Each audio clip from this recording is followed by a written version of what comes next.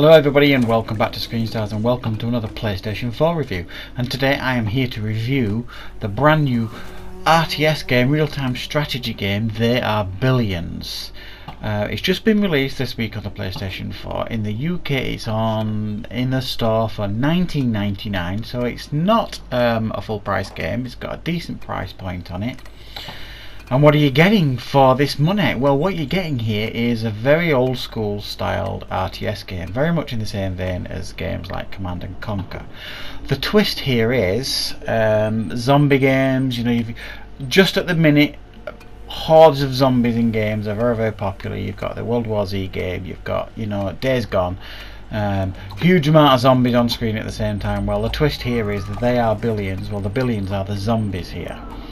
And the idea of this game is you build your base up, you build up your forces to make it as strong and as powerful as best you can, and you will be periodically attacked by hordes of zombies. Now, as you explore the map, as you expand your base, you will come across pockets of zombies who will attack your base, and then, like I say, periodically there will be a larger horde of zombies that will attack your base, that get increasingly larger as you progress through the game, to the point where you can and you will get swarmed by these zombies. So the idea is to be as tactical and strategic as you can by placing your defences, your forces, your soldiers, your catapults, all the weapons that you can muster.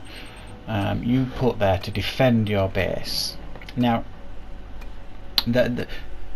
one of the cool things about this game is the fact that your base is ever expanding. You have to keep expanding into the map. You have to keep putting up like these like energy things that will expand the barrier so that you can expand your base and your map. So you're ever expanding, so you need to make sure that the core of your base, you know, like your command center sort of thing, is constantly defended. And then you need to expand yourself out into the map, building your defences and building your forces as you go.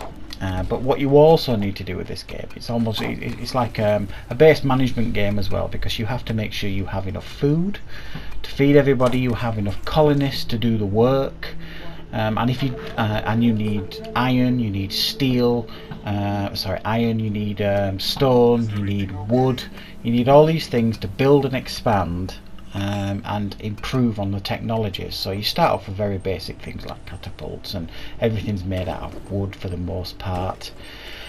And then as you advance technologies, that's when you can get better weapons, better forces, better buildings, and you do that in a number of ways by leveling up. But one of the main ones is by each of your towns, if you like, has a mayor, and you'll start off fairly basic, and you can choose which mayor you want. Really, it gives you a few options, but each of these mayors come with their pros and cons, and it's about choosing which one is going to be better suited for your base. If you're more interested in advancing the military side of it, then there might be some mayors that will unlock certain technologies for you.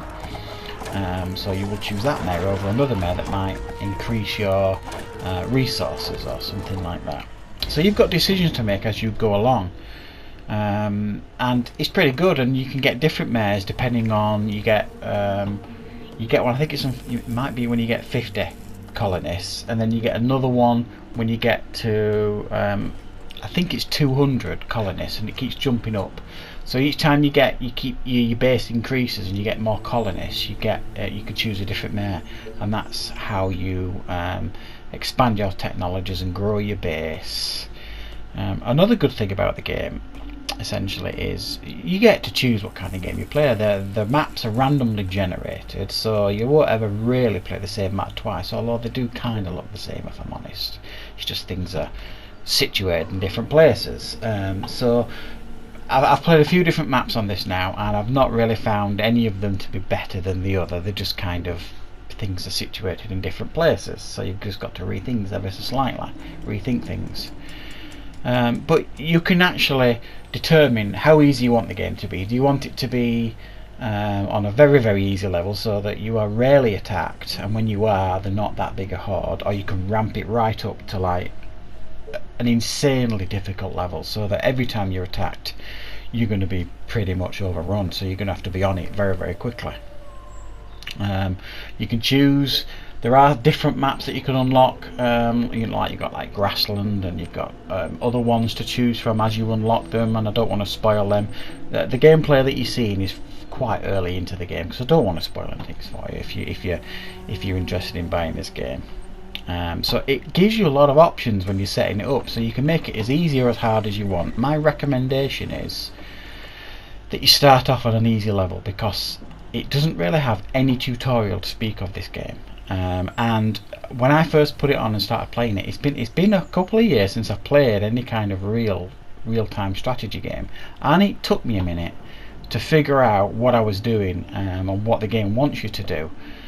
But eventually you get there. It takes about an hour to get into it, and you know, your brain starts sparking and you start remembering and you start getting a bit tactical, and it's one of those games that's actually quite a lot of fun to play, but it's nothing you haven't played before, if you like. It doesn't offer anything new to the RTS genre, but there's not enough of them out these days, so it was a refreshing change for me. I think the only other RTS I've played recently in the last couple of years is Sudden Strike, I believe it's called, the World War II one.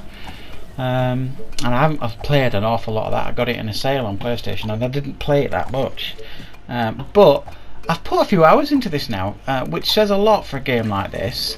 I do like strategic games. I like games that make you think, and this one, like I say, you can make it as easy or as hard as you want, and it's a fun game to play and chill out with. The graphics are nothing special, exactly what you would expect for a game of this sort with the price of this sort. There's nothing about it in regards to the graphics that's going to blow you away. I didn't come across any bugs while playing this game, nothing. It didn't crash once. There was no issues at all in how the game runs. You get your trophies, you get all the usual things you expect in a game like this. And honestly, if I'm being honest, I think the price point is just about right for a game like this. So I'm going to give it a 6 out of 10. It's exactly what you expect from a real-time strategy game. It's got the zombie twist added into it, but those of you out there who like real-time strategy games and are looking for something a little bit new and different, because there isn't that many of them on consoles, then I think you might want to check this one out, because it isn't too bad at all. So I hope you found the review useful, everybody, and of course I will see you next time on Screen Stars.